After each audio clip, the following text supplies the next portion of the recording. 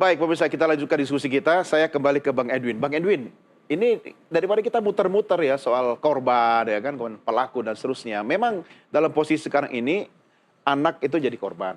Tapi kalau menurut soal pernyataan Anda soal ini, kasus pidana, artinya gugur dong semua itu, selesai gitu kan. Anda melihatnya seperti apa? Iya, kalau tadi sampaikan oleh KPAI pakai pendekatan, pakai diksi bahwa ini anak korban, rumusan itu adalah rumusan pidana. Iya. Artinya KPAI meyakini bahwa terjadi peristiwa pidana Yang dilakukan oleh seorang Supriyani guru. berarti, ya sejauh ini oleh Supriyani, ya dengan korbannya adalah anak korbannya adalah kita sebut saja Dinda, Iya. gitu kan, ya kan. Nah, ya saya rasa ini agak mengganggu dalam konteks apa yang banyak kita dengar dari posisi Supriyani ya, gitu. Bagaimana ada upaya untuk memaksakan Supriyani harus mengakui bersalah dari sejak proses di awal ya, di proses lidik atau sidik segala macam yang katanya juga ada dinamika, ada nuansa pemerasan. Iya, dimintai duit. Dimintain uang, 15 juta, 50 juta, segala macam, ya kan. Gitu.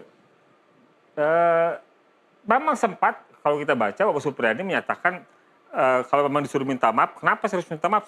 Sebenarnya saya tidak melakukan, ya nggak apa-apa, minta maaf aja. Kalau keluarga orang tua yang menolak gimana? Ya nggak apa-apa, pokoknya ibu sudah pernah minta maaf, kata polisi begitu. Iya.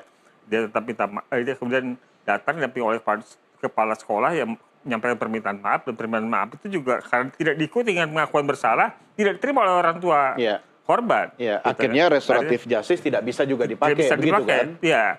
Ya tadi saya sampaikan, saya bisa memahami kenapa kemudian Supriyani tidak menggunakan restoratif justice. Karena memang tidak meyakini atau dia meyakini tidak melakukan kekerasan atau pendisiplinan kepada Dinda ini ya. Nah, karena kelasnya juga beda. 1A, 1B. Ya. Supriyadi ini mengajar di kelas 1B. Gitu. Beda kelas. Beda kelas.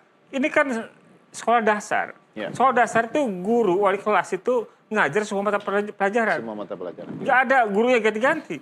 Jadi dari mulai masuk pagi sampai siang selesai, ya gurunya wali kelas itulah. Iya. Ya, Gitu. sebentar Bang. Gitu. Yang Anda kurang nyaman tadi, berarti kalau saya boleh simpulkan dengan gamblang, mumpung Budiah mendengarkan diskusi kita, Anda mengkritisi keyakinan KPAI yang melindungi anak atau Dinda sebagai korban.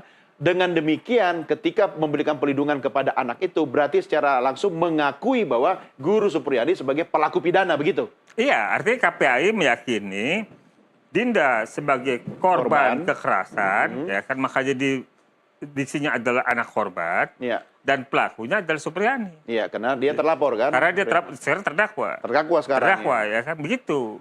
Itu konsekuensinya, gitu loh. Ya kan, dari pilihan sikap yang diambil oleh KPAI. Ya tentu nggak jadi masalah kalau memang dasarnya tadi sebagai disinggung oleh Mas Doni, keadilan substantif. Betul. Ya kan? Bukan hanya sekedar formil, gitu loh. Pertanyaannya, ya kan, kalau di luar itu kan berarti KPAI melanggar dong. Ya nggak tahu saya. Kan kita bukan majelis etik. Kalau LSP kan mungkin tadi kata Anda kan LPSK boleh kemudian membuat keputusan sendiri ya, menentukan ini saksi atau korban atau tidak. Betul, gitu kan. karena baik KPAI sebenarnya ya, LPSK, Komnas HAM, kemudian Komisi Yudisial dan lainnya itu lembaga mandiri. Lembaga mandiri.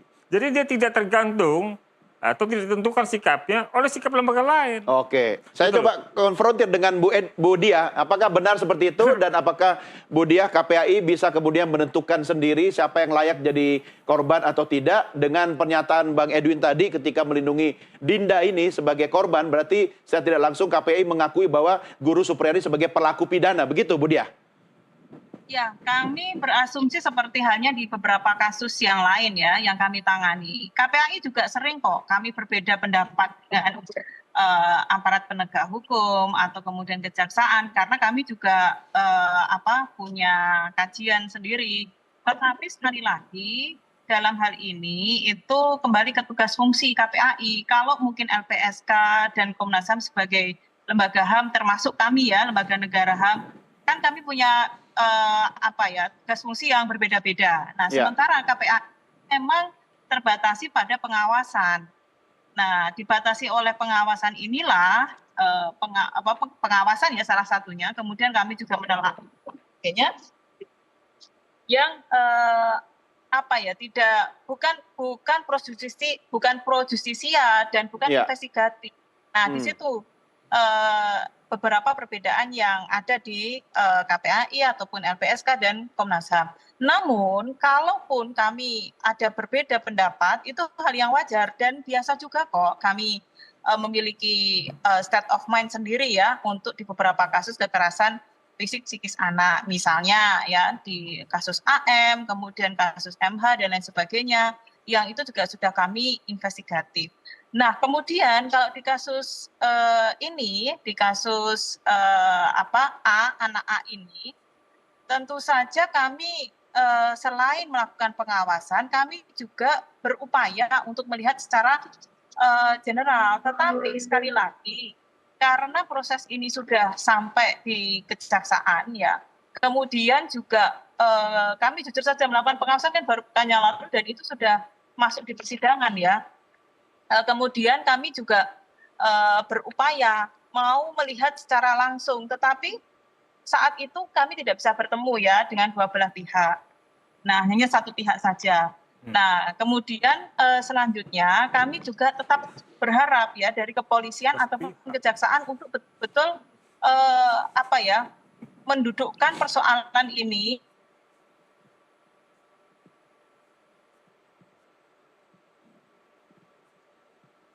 Halo, terputus. Ya. Kemarin kan masukan kalau misalnya diperlukan bisa kok melakukan psikologi forensik gitu ya, karena agar melihat hasil visum ini bagaimana. Ya. Itu yang tadi saya sampaikan. Ya, tapi proses kemudian KPAI memutuskan bahwa ini korban dan layak dilakukan pendampingan dan perlindungan itu cepat juga ya Budia ya. Sebenarnya mekanisme berapa lama sih keputusan itu diambil? Cepat. Begitu laporan masuk itu kan langsung didampingi, Mas. Oke, dan sampai kapan itu pendampingan itu dilakukan? Selama masa sidang atau sampai kemudian pasca sidang masih ada pendampingan? Sampai korban masih memerlukan pendampingan itu masih kami berikan. Ya, tetapi kalau kemudian korban sudah dirasa membaik dari sisi psikologis dan bisa mandiri, artinya bisa tetap didampingi oleh orang tua tanpa pendampingan sepenuhnya, nah itu baru kami kembalikan begitu. Oke, kalau misalnya dalam persidangan diputuskan bahwa ini tidak layak, ini bukan kasus, ini pidana gitu kan, kemudian diputuskan dilakukan upaya restoratif justice misalnya begitu. Apakah kemudian saat itu juga KPAI tetap masih menganggap anak sebagai korban atau kemudian selesai pendampingannya? Masih.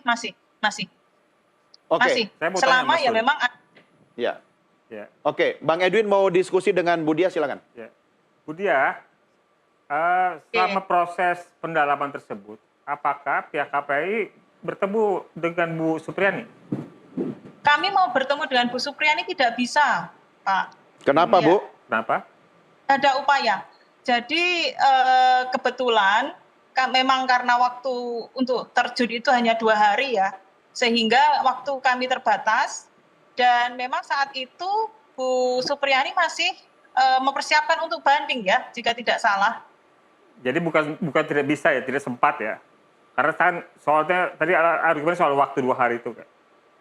Gitu. Ya. Tapi apakah ada upaya membangun komunikasi kalau tidak secara langsung by phone atau seperti apa gitu? Ada dong, ada. Ya. Tetap akan termasuk oleh kuasa hukum ya. Nah. Ya. Ya. Dari keterangan saya saksinya, apakah saksi juga dalami? Kenapa? Saksi? Saksi-saksi yang tadi Ibu bilang, yang sudah di BAP itu, apakah juga didalami secara langsung? Oh iya, kalau masih anak-anak kami dampingi. Bukan, saksi maksud saya kan ada guru, ada yang lainnya itu. Hanya anak, Pak. Hanya anak, Pak. Artinya itu juga mungkin di luar tugas KPAI. Tapi yang Abang tadi, iya kan, kata Budia. Tapi yang Abang pertanyakan tadi, soalnya tadi saya mau mendalami. Bagaimana KPAI sampai dengan kesimpulan meyakini bahwa Dinda adalah anak korban. Ketika kita bilang anak korban, saya sampaikan Bahwa berarti saya bilang bahwa by phone dilakukan, walaupun tidak sempat bertemu secara langsung. Ya. Ya. Tapi menjaga, membuat keseimbangan informasi itu penting. Untuk kita dapat mengambil keputusan yang tepat, benar, objektif. Ya. Gitu. Oke. Karena memang kadang-kala menjadi jebakan dalam konteks hubungan kelembagaan. Ya. Itu sikap yang mudah atau kerap membenarkan keputusan formil instansi atau lembaga lain, gitu loh. Yang dianggap berwenang dan selalu dianggap benar, Oke. gitu loh. Dan Ya. kemudian membuat abai lalai untuk mendalami yang substansial, bahwa sebenarnya benar apa enggak peristiwanya ada, gitu loh. Bukannya sekedar pengakuan sepihak. Iya, gitu loh. iya. Tentu bukan soal pro justia atau bukan pro justia, tetapi dalam konteks bahwa ketika kita mengambil peran itu, kita meyakini pilihan yang kita lakukan, menolak, menerima, melindungi atau tidak melindungi itu memang dari sesuatu sumber keterangan informasi yang kita dapatkan, yang kita yakini kebenarannya. Iya, iya. Sehingga kita mau sama pendapatnya atau beda pendapatnya, tapi memang ada dasarnya. Oke. Gitu. Ya. Bukannya sekedar ikut arus. Ya, oke. Ini dengan tidak bermaksud mengintervensi kewenangan masing-masing lembaga, tentu kan masing-masing pihak berusaha menjalankan fungsi dan tugasnya dengan baik. Budia, apa langkah selanjutnya yang bisa dilakukan oleh KPAI yang fokus pada pelindungan korban? Yang jelas kemarin setelah dari pengawasan di Konawe Selatan itu kami mencoba untuk tetap komunikasi dengan Kemendikbud ya. Ya. Dan kami berupaya peduli dengan kondisi guru tentunya, jangan sampai terus nggak ada orang jadi guru kan khawatir juga nih masa depan ya. Betul. Juga memberikan masukan itu kepada Kementerian Pendidikan Dasar dan Menengah, dan itu saya lakukan sendiri juga. Kami sampaikan bahwa ini mohon didampingi ya, dan mohon juga ada pendekatan lain sehingga bisa dicari mana yang terbaik begitu. Itu kami sampaikan. Ya terbaik untuk profesi guru ya. Itu yang kami sampaikan, dan sepertinya sudah ada tindak lanjut dari kementerian. Kemudian kami juga berharap jangan sampai ada kesan, mohon maaf ya, jadi terus takut jadi guru, terus kriminalisasi guru, tetapi ini juga bentuk kehati-hatian. Dan tentu saja selanjutnya wali murid ya atau orang tua murid juga harapannya membangun komunikasi ya, sehingga ada konfirmasi dan lain sebagainya. Ini hikmah yang setidaknya kami ambil ya dari kasus ini. Yang kedua, tentu saja untuk anak korban kami terus akan memantau ya dan berupaya. Tentu saja upaya kami berharap agar anak segera sekolah. Kalaupun tidak ke sekolah, pasti kan tetap harus ada hak pendidikannya, bisa online mungkin atau tugas dan lain sebagainya, sehingga tidak terputus. Begitu Mas. Oke, ya baik. Ya, saya harus memberikan waktu Bang Edwin untuk sekaligus closing statement. Tapi nextnya apa? Kalau mau bicara kasus yang lain juga, paling tidak tujuan kita kasus ini selesai. Gimana Bang Edwin? Ya, pertama sebenarnya saya ada pertanyaan ke Budia ya. Ya, singkat.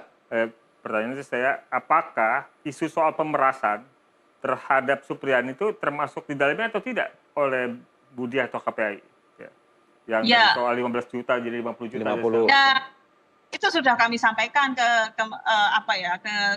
kementerian ya. Itu saya juga miris tentu saja, tetapi sekali lagi kami hanya menjalankan. Saya apakah isu soal pemerasan itu terlepas dari soal sampaikan itu membangun opini baru, pandangan baru terhadap peristiwa itu atau tidak gitu?